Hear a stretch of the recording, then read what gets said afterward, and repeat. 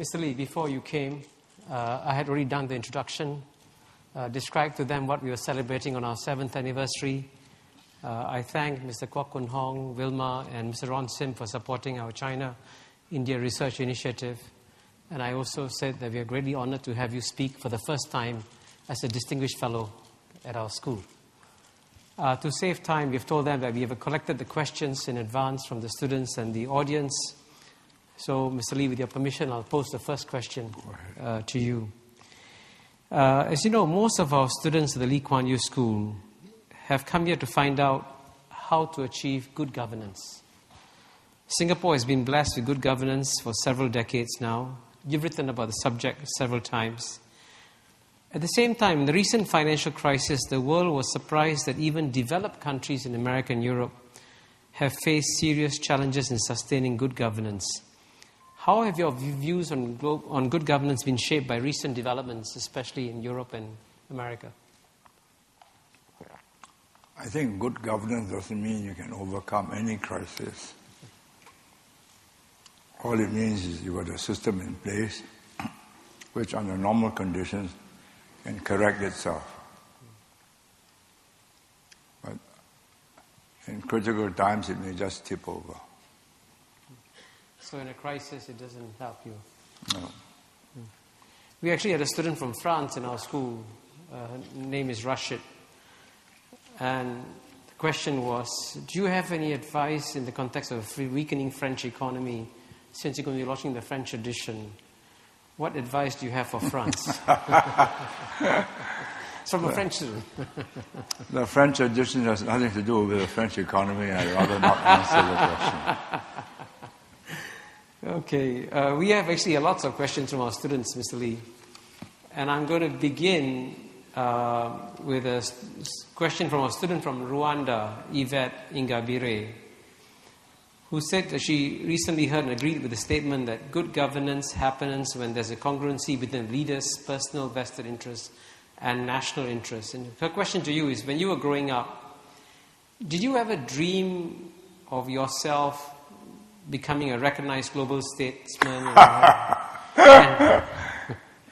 I was growing up, I was simply growing up and finishing my examinations. But when you became the leader, did you dream that Singapore would become where it is today?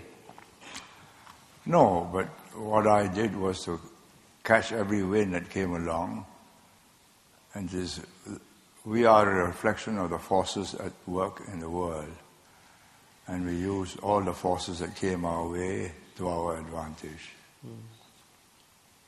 So I guess the answer to her question is we took advantage of every circumstance that came along. Yeah. Correct. The second question is about entrepreneurship. And this student from India, Anshul Alawadi, MPP student, said that entrepreneurship may not have really worked in Singapore, possibly because of the government. Do you think that there is a social cultural psyche? Singaporeans prefer structures, rules, and conformity and are therefore non-entrepreneurial? Or has the efficiency and intervention of the Singapore government damaged the entrepreneurial spirit in Singapore? Well, I cannot say I've been puzzled by this for some time, the difference between Hong Kong and Singapore. And I think it is the absence of what I would call a comprehensive, caring government that has created the need to be enterprising and innovative. We have looked after everybody's needs, and people are comfortable. And being an entrepreneur means taking a risk. And requires effort. So not many have taken the risk or made the effort. It will change in time. Do you think you have lessons to learn from Hong Kong in that regard? Why are Hong Kongers much more?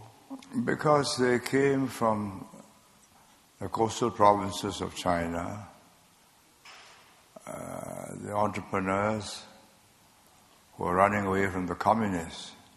So they started off with a group of people who were naturally gung-ho, who refused to find themselves trapped by the communists and started new businesses or carried on with their businesses under new conditions.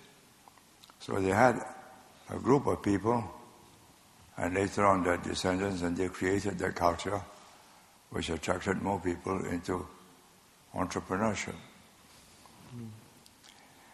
We did not have that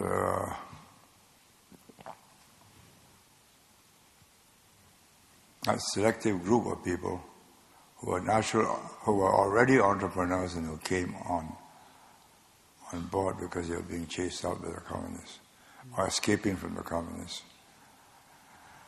We grew organically from a colonial outpost, no particular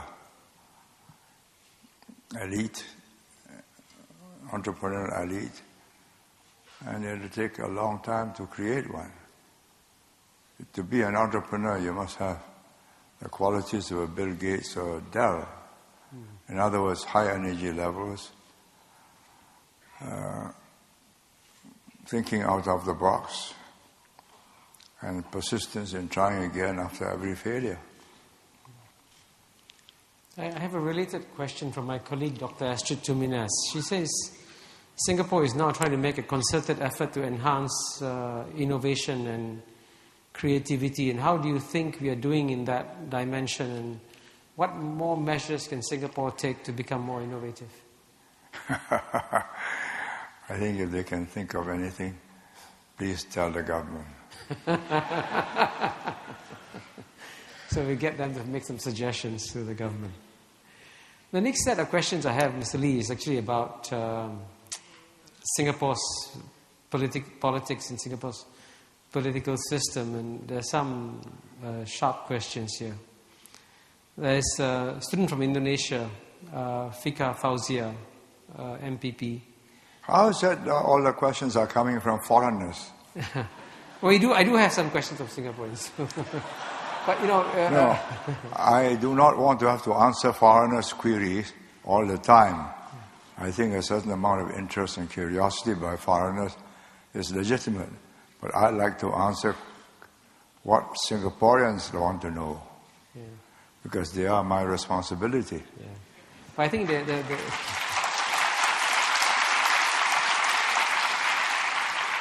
our students, as you know, come from over 50 countries, Mr. Lee. So they want to learn from you how they can apply the lessons of Singapore to the... I am not an expert on conditions in 50 different countries. I am not qualified to give them advice. But I do know something about Singapore and can have some confidence in making judgments about ourselves. Yeah. So this is a question about economic development and democracy, whether there's a trade-off between economic development and democracy. Does a country have to pursue economic development first before becoming a full democracy? And that you have to have a level of economic development before you can really enjoy full democracy? Yes, of course. If you don't have economic development, what democracy can you have except that of contention over your parlor state? You must have your physical needs, Maslow's physical needs, finally fulfillment, 5 levels, hierarchies. And my view is unless you fill the physiological and shelter needs, you can't reach what in democratic practice would be fulfillment and self-achievement. In fact, I met recently an American citizen who gave up his American citizenship to become a Singapore citizen. And he was telling me that his assessment of what's happening in Singapore is that on the basis of Maslow's needs, as Singaporeans have filled their basic material needs as they move up the hierarchy of needs, they now seem to want to have greater participation in the political process. And how do we handle that now? Well, conditions change. After a long period of quiet, confident growth, A generation that grows up in a period of affluence believes that we have arrived. And as the saying goes, a first world parliament must have a first world opposition. So the restlessness, whether that leads to better governance, I'm not able to say. I think we'll wait and see how constructive the opposition can be, or will be.